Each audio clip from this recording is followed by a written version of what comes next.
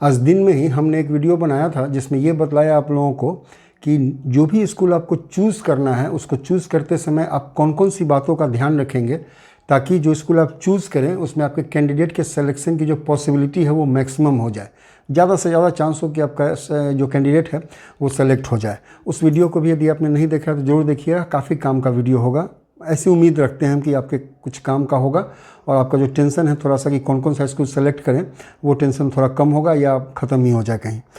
तो अभी उस वीडियो को अपलोड किया ही था हमने कि एक जिस चीज़ का इंतज़ार था वो चीज़ नए ई काउंसलिंग वाला जो नया वेबसाइट है उस पर वो गाइडलाइंस इशू हो गया है। हम लोग को जो इंतज़ार था या बहुत सारे क्वेश्चंस थे, कुछ डाउट्स थे, जैसे कि पुराने वाले सैनिक स्कूल में भी चूज़ करने का मौका मिलेगा कि नहीं मिलेगा, जो स्कूल हमने पहले एक चूज़ किया था अप्लाई करते समय उसका क्या होगा। तो गाइडलाइंस इशू हो गई हैं और सारी की सारी चीज़ें एकदम क्रिस्टल क्लियर पानी की तरह साफ़ हो चुकी हैं। वैसे वो आपको नोटिस में मिल जाएगा, जो नए वाले वेबसाइट पर जब जाएंगे ना, क्लिक करेंगे नोटिसेस पर, तो सेकंड ऑप्शन उसमें आ रहा है गाइडलाइंस एसओपी। एसओपी का मतलब हुआ स्टैंडर्ड ऑपरेशन प्रोसीजर, यही होता है शायद। तो उस पर क्लिक करेंगे तो 27 पेज का एक पीडीएफ आपके सामने खुलेगा। अब 27 पेज आप कहाँ पढ़ेंगे, बहुत सारी इन्फॉर्मेशन है तो वो नॉलेज के लिए ठीक है, लेकिन मैक्सिमम का यूज़ नहीं है अभी काउंसलिंग में। तो जितनी चीज़ें आपके काम की हो सकती हैं, निचोड़ जिसको कहते हैं, वो अभी हम आपके सामने लेकर आए हैं। कुछ छोटा छोटा पॉइंट है जो कि काफ़ी इंपॉर्टेंट है, वो आप लोग को हम बतला देंगे, उसको ध्यान में रखिएगा। और सबसे मेन चीज़ होगी कि ई काउंसलिंग में कितने स्कूल्स को आप सेलेक्ट कर पाएंगे, क्या पुराने वाले में भी कर पाएंगे, और कैसे कैसे उसके आगे का जो प्रोसीजर होगा उसमें आपको क्या एक्सेप्ट करना है, क्या डिक्लाइन करना है, ए टू जेड एकदम क्लियर भाषा में आप लोग को समझा देते हैं। ध्यान से देखिएगा, बहुत इंपॉर्टेंट होने जा रहा है। एक चीज़ जो हमने पहले बतलाई थी आप लोगों को, ऑप्शंस पे जब हम लोग डील कर रहे थे कि यदि पुराने वाले सैनिक स्कूल में भी चूज़ करने का मौका मिलता है तो क्या क्या ऑप्शन हो सकता है, उसमें एक ऑप्शन हमने आप लोगों को बतलाया था। मैंने नहीं सुना कि वो ऑप्शन किसी और ने भी बतलाया हो, कम से कम मैंने नहीं सुना, ठीक है ना। तो वो कहीं ऑप्शन किसी ने बतलाया नहीं था, तो वो ऑप्शन हमने बतलाया था और सेम वही चीज़ इसमें इम्प्लीमेंट कर दिया गया है और काफ़ी सही भी किया, वैसा होना भी चाहिए था।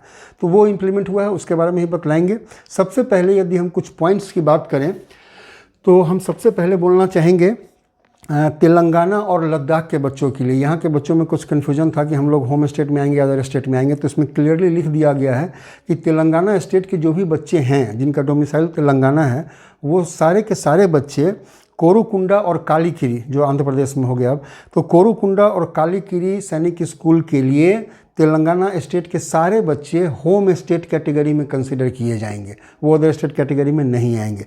सेम यही चीज़ लद्दाख जो यूनियन टेरिटरी है, वहाँ का भी जो डोमिसाइल है, वहाँ के भी जो बच्चे हैं उनके लिए भी एप्लीकेबल है कि लद्दाख के सारे बच्चे, सारे कैंडिडेट्स नगरोटा सैनिक स्कूल जो कि जम्मू कश्मीर में है, नगरोटा सैनिक स्कूल के लिए सारे के लद्दाख के सारे बच्चे होम स्टेट कैटेगरी में कंसिडर किए जाएंगे। ये चीज़ हो गई। इसके बाद एक और चीज़ हमने कहा था कि जब ई काउंसलिंग का पोर्टल स्टार्ट होगा, ई काउंसलिंग स्टार्ट होगा, तो उसमें कुछ इन्फॉर्मेशन हम लोगों को एडिट करने का, मतलब यदि गलती हो गई है तो उसको सही करने का मौका मिलेगा। तो उसमें 2 फील्ड आपके सामने रहेगा जिसको आप सही कर पाएंगे यदि फॉर्म भरते समय आपने उसमें गलती कर दी थी तो। पहला फील्ड जो है वो है डोमिसाइल स्टेट का और दूसरा फील्ड जो होगा वो होगा जेंडर का। कहने का मतलब कि यदि किसी ने गलती से अपना जो डोमिसाइल स्टेट है वो गलत फिल कर दिया या गलत शो हो रहा है तो आप उसको करेक्ट कर पाएंगे कि मेरा डोमिसाइल स्टेट ये है। और दूसरा, यदि किसी कैंडिडेट ने अपना जेंडर गलत भर दिया, जैसे वो मेल था उसका फीमेल हो गया या कोई फीमेल थी उसका मेल हो गया, तो इस फील्ड को भी आप करेक्ट कर पाएंगे। तो करेक्शन विंडो में ई काउंसलिंग के टाइम में आप ये 2 चीज़ करेक्ट कर पाएंगे। यहाँ पर एक बहुत इंपॉर्टेंट चीज़ बतला दे रहे हैं, जब आप लॉगिन आईडी पासवर्ड बनाने के बाद, लॉगिन आईडी तो खैर यूज़र नेम तो एप्लीकेशन नंबर ही रहेगा, पासवर्ड क्रिएट करने के बाद, और वो कैसे होगा ये 1-2 वीडियो पहले में हम बतला चुके हैं, उसको भी देख लीजिएगा आप लोग। तो उसको करने के बाद जब आप पहली बार आपका होम पेज खुलेगा ना तो उस पर स्टूडेंट का प्रोफाइल दिखेगा और उसके नीचे में रहेगा कन्फर्म का एक बटन। तो मेरे हिसाब से कंफर्म करने के पहले ही आपको वो एडिट कर लेना पड़ेगा, क्योंकि एक बार उसको आपने कंफर्म कर दिया तो शायद उसके बाद ये जो 2 फील्ड है डोमिसाइल स्टेट का और जेंडर का, यदि किसी का गलत है तो उसके बाद आप उसको सही नहीं कर पाएंगे। तो याद रखिए कि करेक्ट करने का काम पहले करेंगे, बाद में उसको आप कंफर्म करेंगे। ये चीज़ हो गई। इसके बाद आते हैं कि उसमें एक लॉक का ऑप्शन रहेगा। हम बतला दे रहे हैं काउंसलिंग के टाइम जब आप सारे स्कूल को सेलेक्ट कर लेंगे तो उसमें एक लॉक का ऑप्शन रहेगा। लॉक करने का मतलब है कि हमने जो चॉइसेस दी थी, हमने जो स्कूल को चुना है वो मेरा फाइनल है, उसको हम लॉक करते हैं। लेकिन आप लॉक करने में थोड़ा सा टेंशन हो जाता है कि लॉक कर दें कहीं फिर कुछ दूसरा मन कर जाए। तो इसमें साफ साफ लिखा हुआ है कि टेंशन की कोई बात नहीं है। जब तक स्कूल चॉइस फिलिंग का ऑप्शन का जो टाइम फ्रेम है वो टाइम फ्रेम यदि चल रहा है तो आपने लॉक कर दिया है, उसके बावजूद भी आप उसको एडिट कर पाएंगे। और यदि कुछ दूसरा स्कूल देना है या स्कूल का सीक्वेंस चेंज करना है तो आप उसको चेंज कर पाएंगे और फिर से उसको आप लॉक कर पाएंगे। इसके अगला जो क्वेश्चन जो बहुत गार्जियन पूछ रहे थे वो है कुछ डॉक्यूमेंट्स के बारे में। तो डॉक्यूमेंट्स के बारे में बता देना चाहते हैं कि जो भी डॉक्यूमेंट्स आपके पास हैं, जो अप्लाई करने के समय ज़रूरत पड़ी थी या जो जनरली हो जाए सब लोगों के पास, उन्हीं डॉक्यूमेंट्स की ज़रूरत है। कुछ एक्स्ट्रा डॉक्यूमेंट जो है जो इसमें लिखा हुआ है वो हम एक दो बतला दे रहे हैं आपको। पहला कि आप टीसी ट्रांसफ़र सर्टिफिकेट जरूर ले लेंगे, उसकी ज़रूरत पड़ेगी आपको।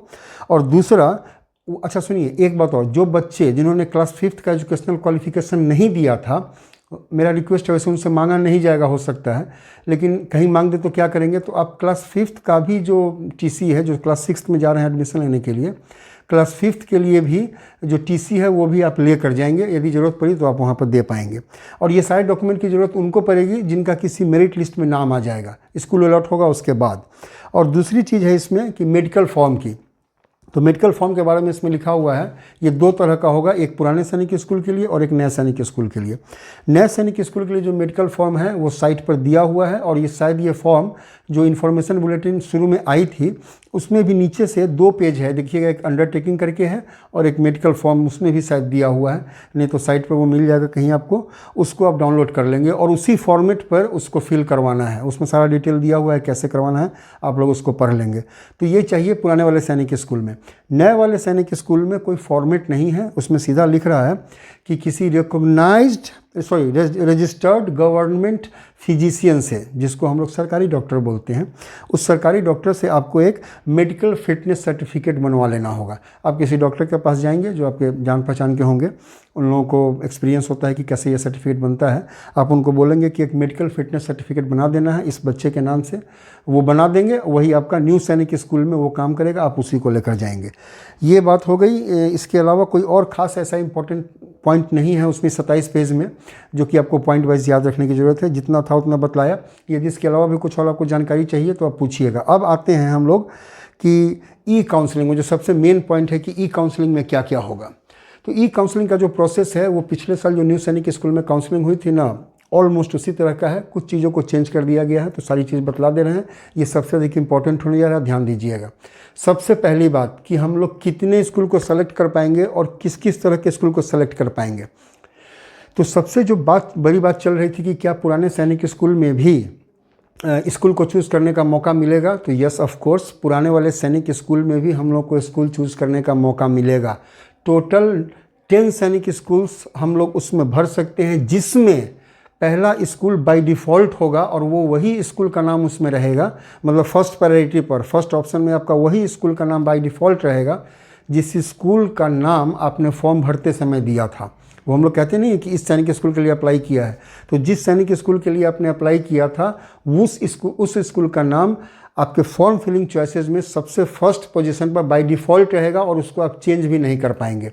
उसके अलावा 9 ओल्ड सैनिक स्कूल्स आप चूज़ कर सकते हैं। तो टोटल 10 सैनिक स्कूल हो गए पुराने वाले में।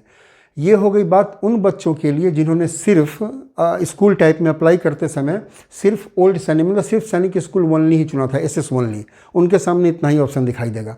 वैसे बच्चे जिन्होंने SS प्लस NTA 40% रूट वाला चुना था, मतलब नया और पुराना दोनों सैनिक स्कूल, उन बच्चों के सामने में 3 तरह के ऑप्शन आएंगे, 2 तरह के ऑप्शन आएंगे। पहला ऑप्शन होगा जिसमें आप पुराने वाले सैनिक स्कूल 9 और नए वाले में भी 5 सैनिक स्कूल आप चूज़ कर पाएंगे। टोटल उनके लिए 15 स्कूल हो गए, जिसमें एक बाय डिफ़ॉल्ट रहेगा और 9 स्कूल पुराने और 9 स्कूल पुराने वाले में और 5 स्कूल आप नए वाले में चूज़ कर पाएंगे।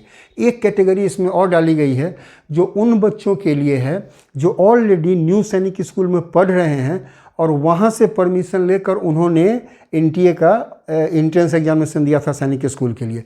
इन बच्चों के लिए एक फील्ड इसमें और जोड़ा गया है। वो बच्चे टोटल 16 स्कूल सेलेक्ट कर पाएंगे। 10 पुराने वाले में, जिसमें एक बाय डिफ़ॉल्ट रहेगा, 5 नए वाले में और एक और नए वाले का स्कूल वो चूज़ कर पाएंगे। उनके पास टोटल 16 स्कूल का ऑप्शन रहेगा। एक स्कूल बाय डिफ़ॉल्ट वही रहेगा, शायद वो चूज़ नहीं कर पाएंगे क्योंकि वो तो वही स्कूल रहेगा जिसमें वो ऑलरेडी पढ़ रहे हैं न्यू सैनिक स्कूल में, तो वो भी उनके लिए हो सकता है कि बाय डिफ़ॉल्ट ही रहें, लेकिन उनके पास ऑप्शन सबसे ज़्यादा रहेगा। यहाँ पर एक चीज़ और हम बतला दे रहे हैं, वो भी काफ़ी इंपॉर्टेंट है, ध्यान से सुनिएगा। स्कूल एलोकेशन में आपने जो जितने भी स्कूल को दिया है, हम मान लेते हैं कि आप उस कैटेगरी में आते हैं कि आपने 16 का 16 स्कूल दिया है, पूरा 16 स्कूल्स, तो आपकी प्रायोरिटी क्या होगी? आपको सबसे पहले किस स्कूल में चेक करेगा? तो आपको सबसे पहले वो पुराने वाले सैनिक स्कूल में चेक करेगा कि इनके जो नंबर्स हैं या इनके जो रैंक्स हैं, दोनों में कोई डिफरेंस है नहीं, रैंक भी नंबर बेसिस पे ही दिया गया है, तो वो चेक करेगा कि इस बच्चे का जो रैंक है या जो नंबर है, इसके हिसाब से ये पुराने वाले सैनिक स्कूल में जितनी इसने चॉइसेस दी हैं उसमें किसी में ये सेट कर रहा है कि नहीं कर रहा है, उसमें किसी में इसको सीट मिल रही है कि नहीं मिल रही है। यदि उसमें किसी में सीट नहीं मिलेगी तब जाकर वो आएगा आपके नए वाले सैनिक स्कूल के ऑप्शन में, और वो भी 5 वाले में। यदि उसमें भी कोई सीट अलॉट होती है तब जाकर आपका मेरिट लिस्ट में नाम आएगा। ये बात हो गई। और जो भी फर्स्ट राउंड में, ये हर एक राउंड में ऐसा ही होगा, और ये जो फर्स्ट वाला जो बाय डिफ़ॉल्ट ऑप्शन है ना, ये सिर्फ फर्स्ट राउंड में ही काम करेगा। सेकेंड राउंड में आप सारे के सारे स्कूल चूज़ कर पाएंगे, उसमें कहीं कोई बाय डिफ़ॉल्ट ऑप्शन नहीं रहेगा।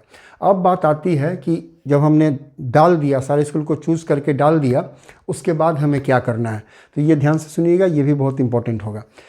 जब भी स्कूल फिलिंग चॉइसेस का जो टाइम फ्रेम ख़त्म होगा, उसके बाद फर्स्ट राउंड की मेरिट लिस्ट आएगी। वो स्कूल वाइज होगी, कहीं कोई दुमत नहीं है, लेकिन वो आपको दिखेगा नहीं, आपको तो सिर्फ दिखेगा कि कौन सा स्कूल मिला है या नहीं मिला है। तो जब आप उसका मेरिट लिस्ट आएगा ना, तो उसमें जब आप लॉगिन करेंगे तो 2 ही मेनली ऑप्शन आपके सामने आएगा।